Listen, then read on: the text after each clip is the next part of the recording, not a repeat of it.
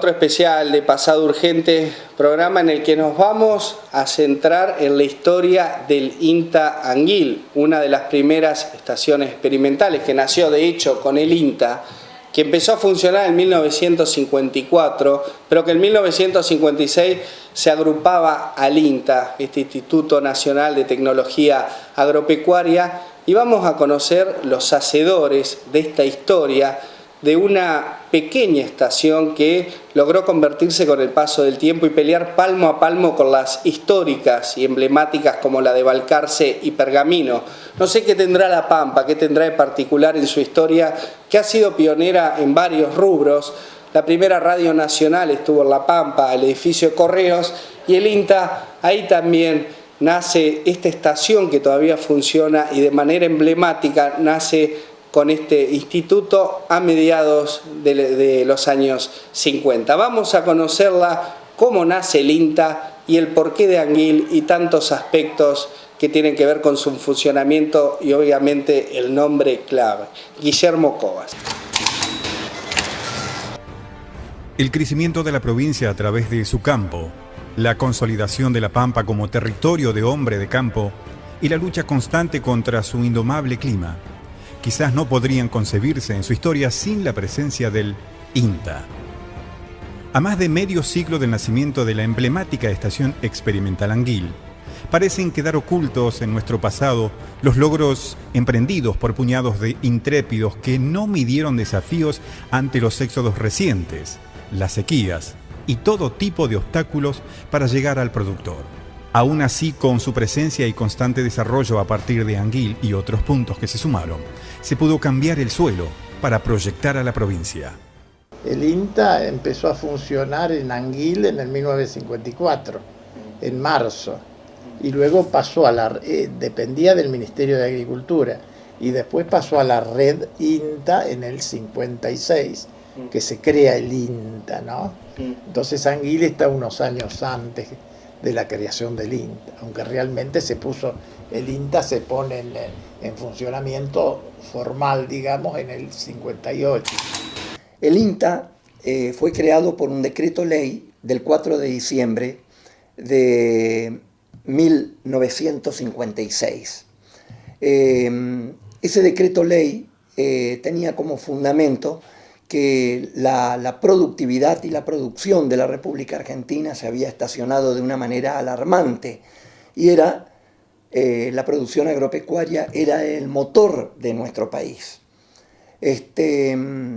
Entonces, desde hace mucho tiempo atrás, del año 56, ya se manifestaba esa inquietud en diferentes ambientes, desde el sector agropecuario y del sector político.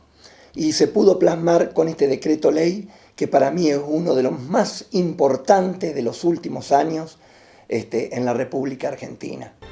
La Estación Experimental Anguil, ubicada sobre la Ruta 5, lleva actualmente el nombre de Guillermo Cobas, el primero de sus directores que construyó una leyenda en torno a la pasión que le imprimió a su trabajo y que contagió a cada uno de los hombres que lo acompañaron y precedieron.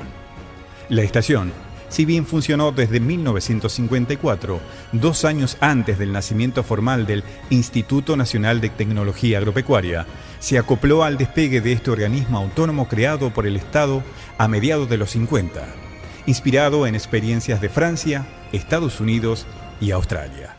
Cuando arranca el INTA, digamos, esta estación experimental de Anguil arranca en lo que es la región pampeana, ¿no? De alguna manera involucrada con una zona con un potencial superior, como es el oeste de la provincia de Buenos Aires, con respecto digamos, a la ubicación nuestra. Pero bueno, arrancamos en la región pampeana. De alguna manera, sí, sin duda, visualizando la importancia que tiene toda esta región con respecto al aspecto primario, de la producción primaria, digamos, grano y carne, ¿no? En el año 58, el gobierno del momento dispone de 300 millones de pesos y le da una serie de características a este nuevo organismo que no viene a ser un cambio meramente burocrático o meramente administrativo o meramente técnico. pasa a ser una institución moderna, novedosa, producto de haber rescatado la experiencia de países como Australia, Francia y Estados Unidos, más la experiencia que los técnicos nuestros tenían de nuestro país. Y con la adaptación a nuestro país sale un organismo que tenía muchos aspectos diferenciales. Los otros dependían directamente del gobierno de turno. Este era un organismo técnico creado para impulsar la producción agropecuaria y mejorar la calidad, y como objetivo final mejorar la calidad de vida del hombre de campo. Como ocurrió con Radio Nacional o la Delegación de Correos, la provincia de La Pampa siempre tuvo esa particularidad de pionera a pesar de su aparente intrascendencia en el contexto nacional. El INTA Anguil podría ser otro de los ejemplos de este rasgo pampeano, dado que su histórica estación nacía junto a otros emblemas nacionales como Balcarce y Pergamino. Sin embargo, con problemáticas totalmente disímiles y una herencia de sequías, la tarea en La Pampa sería fundamental para revertir los desafíos del territorio semiárido de estos paisajes. Antes del 60, creo que había cierta preocupación porque de alguna manera, digamos, el nivel de exportaciones de los productos primarios argentinos había bajado sustancialmente, ¿no? Digamos, si se exporta menos es porque de alguna manera la producción es menor. Y eso significa que desde el gobierno nacional cierta preocupación y a alguien se le ocurre la idea de crear esta institución que se llama INTA, Instituto Nacional de Tecnología Agropecuaria, con la particularidad de que hace, digamos, una institución que involucra un aspecto que tiene que ver con la investigación y un aspecto que tiene que también a la par, que tiene que ver con la transferencia, es decir, ir a buscar los problemas del sector, tratar de investigar, tratar de solucionarlo y dentro de esa mesa, digamos, otra pata más, que es la parte de transferencia y de extensión, tratar de llevar de alguna manera esa información al sector agropecuario, al hombre de campo, ¿no? En esa época, podíamos decir que era la posguerra, prácticamente la tecnología que se utilizaba y básicamente los insumos eran muy primitivos. Es decir, en cuanto a variedades se trabajaba con poblaciones, o sea, el productor tenía su propia semilla y incluso recién comenzaban a entrar los herbicidas, los insecticidas, pero básicamente era el componente vegetal el que, digamos, fue el que produjo ese gran cambio. Empezaron a aparecer las variedades, empezaron a aparecer los híbridos, empezaron a aparecer una serie de cosas que hizo, digamos, ese gran golpe. Tanto que Anguil, ¿no es cierto?, por obra, podemos decir, de quien fue su director, el ingeniero Cova, generó muchísimo material fitomejorado. Digamos, él, además de ser todo, digamos, que se le considera el padre del pasto llorón, es decir, que si bien no fue el introductor, pero fue el que tomó la posta cuando se introdujo el pasto llorón, fue el que, digamos, lo difundió, lo domesticó al uso de los manejos nuestros, incluso después hizo una cantidad de materiales impresionante. En forma contemporánea con la estación experimental de Anguil surgieron otras estaciones experimentales, Pergamino, Balcarce, estaciones emblemáticas del INTA, quizá Manfredi y otras estaciones más, porque son numerosísimas. Hay provincias que tienen más de 3 estaciones experimentales. Entre Ríos tiene Concepción del Uruguay, Paraná, Concordia. Bueno, ni hablar de la provincia de Buenos Aires, Balcarce, Pergamino y otras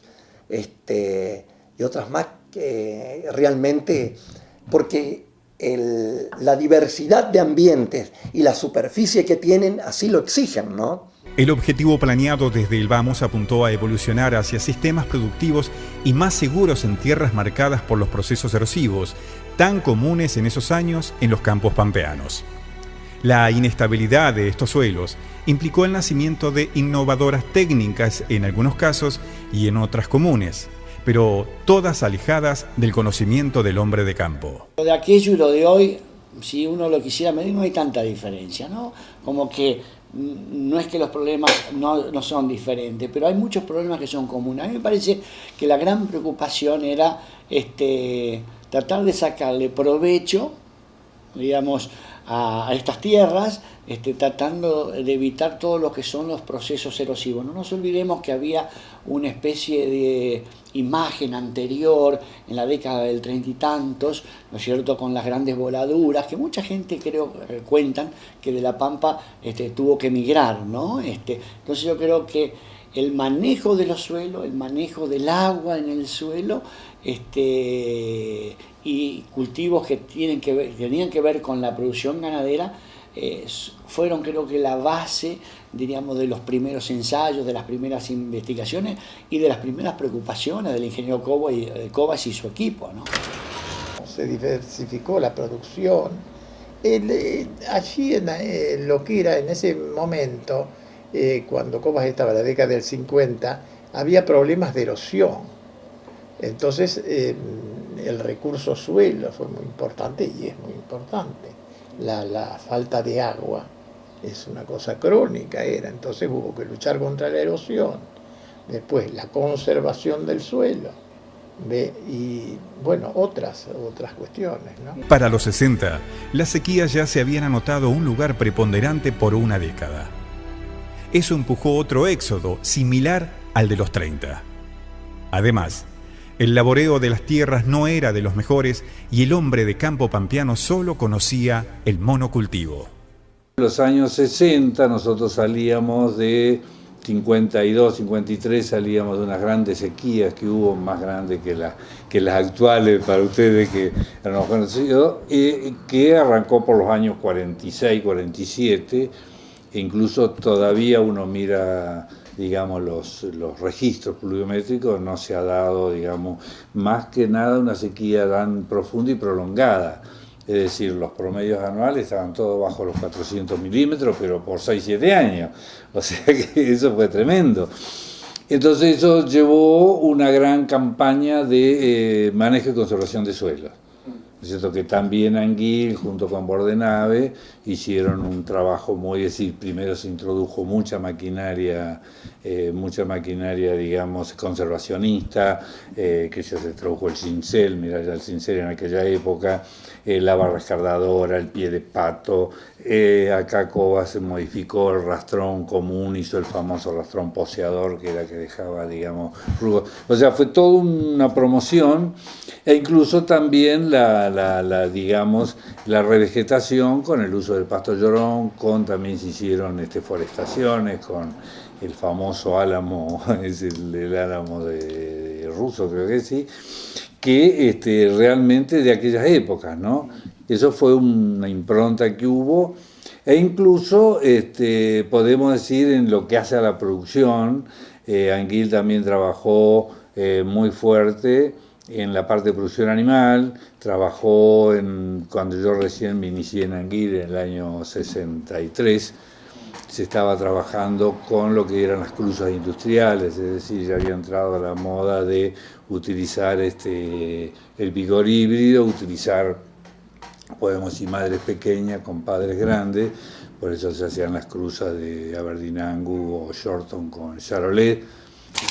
Tiene que ver con todo un proceso de degradación que sufrieron los suelos de la región pampeana por el uso de técnicas inadecuadas, tal vez por desconocimiento de los inmigrantes, sobre todo de origen europeo, que traían sus instrumentos de labor, que eran los que se utilizaban en Europa, con suelos totalmente distintos y para actividades distintas. La llegada del INTA a La Pampa fue fundamental para la provincia, pero la elección de Anguil como sede de esta emblemática experimental tiene un porqué. un proceso que duró algunos años y que se inició desde que solamente el Estado asistía al campo a través de una dirección de agricultura, hasta que el centro de investigación pasó a ser patrimonio del Instituto Nacional. Existía el Ministerio de Asuntos Agrarios, pero que desarrollaba tareas de experimentación en distintos ambientes de la República Argentina, pero de una manera poco coordinada o nada coordinada, sin lineamientos de trabajo. Eran chacras experimentales donde la efectividad de las mismas dependía de la contracción al trabajo y de la capacidad de los pocos técnicos que ella tenía. Entonces los resultados eran poco valorados, de poco impacto en nuestro país. Y si le agregamos a que las facultades de agronomía de nuestro país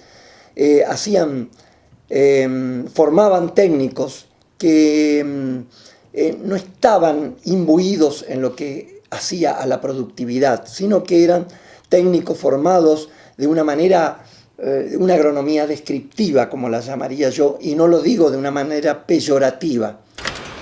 Sí, esa fue a propuesta en esa época había un ingeniero que se llamaba Gualberto Pozo Rodríguez, que fue uno de los que impulsó que el INTA estuviera en Anguil, porque él era de Anguil precisamente.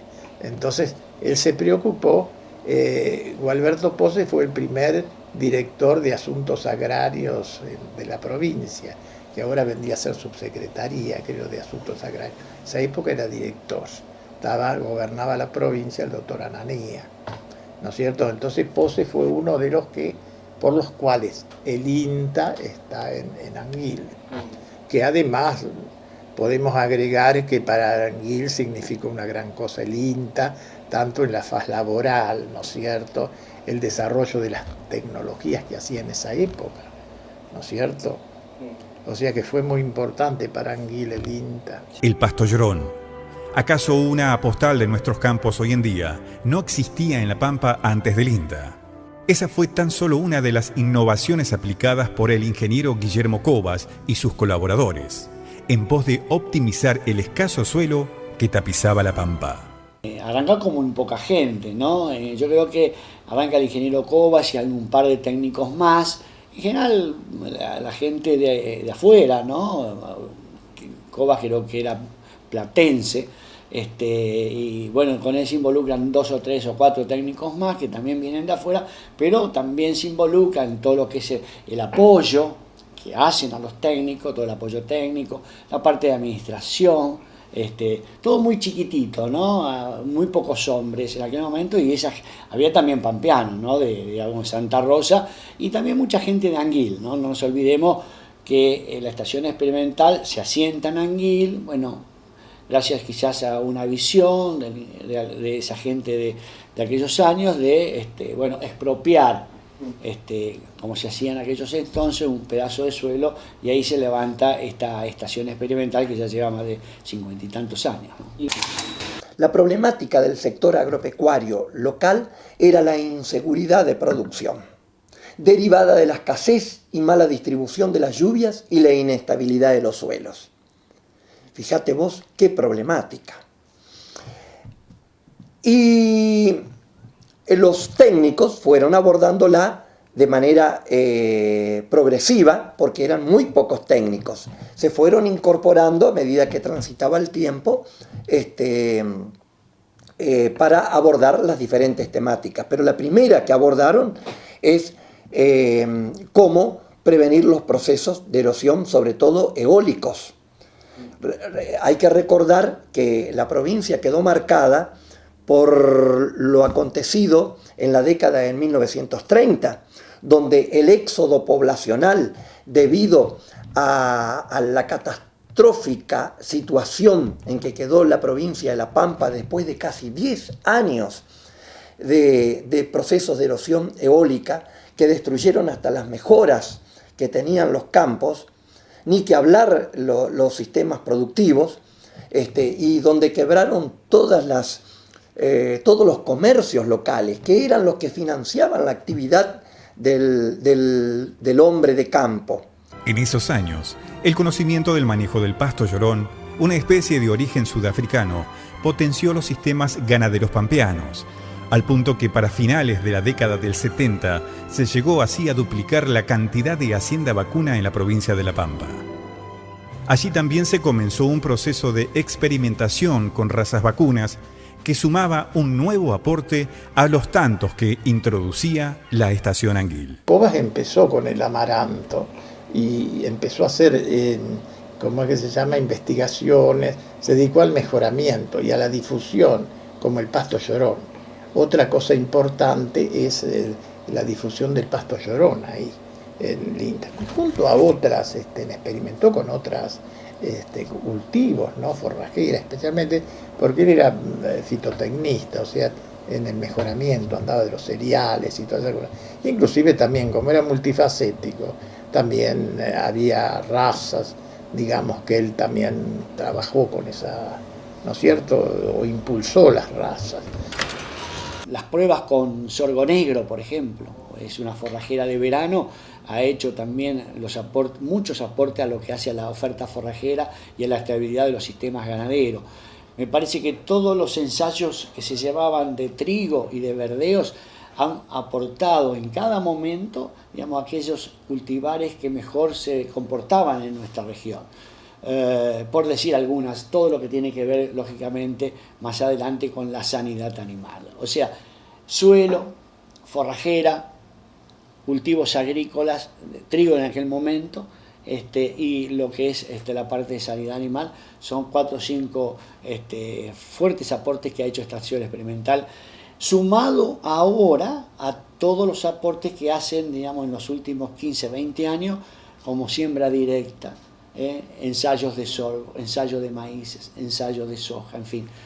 Con Guillermo Cobas a la cabeza había una legendaria historia de pasión. El INTA Anguil para los 60 ya disputaba un lugar de privilegio en el contexto de las extensiones que abarcaban la Argentina a lo largo y a lo ancho. La alta capacitación de su primer director y el trabajo, coordinado con precisión, otorgaban a La Pampa sus beneficios mientras, sin pretenderlo, consolidaban al instituto como un sitio de vanguardia enclavado en Anguil. Cuando yo entré al INTA habría más o menos unos 10 técnicos. En este momento creo que la planta está en 200 en total de personas, ¿no? Técnicos profesionales, que son profesionales de mucha calificación, ¿no? Porque hay con estudios de posgrado afuera, o sea que en este momento, y muy bien equipado también. El pasto llorón forma parte habitual del paisaje de la provincia de La Pampa. En cada una de sus postales se puede apreciar, pero claro, conocer en este programa que fue a través de quienes trabajaban en el INTA, que se empezó a utilizar en la provincia de La Pampa, exportado de Sudáfrica, pinta las claras de la importancia que tuvo el INTA para el productor en años en que la tierra era trabajada por inmigrantes que poco conocían y cuando la erosión hacía estragos. Y el INTA tuvo un desarrollo muy grande llegando al productor y eso va a ser precisamente lo que se va a centrar la segunda parte y por eso los invitamos a seguir acompañándonos.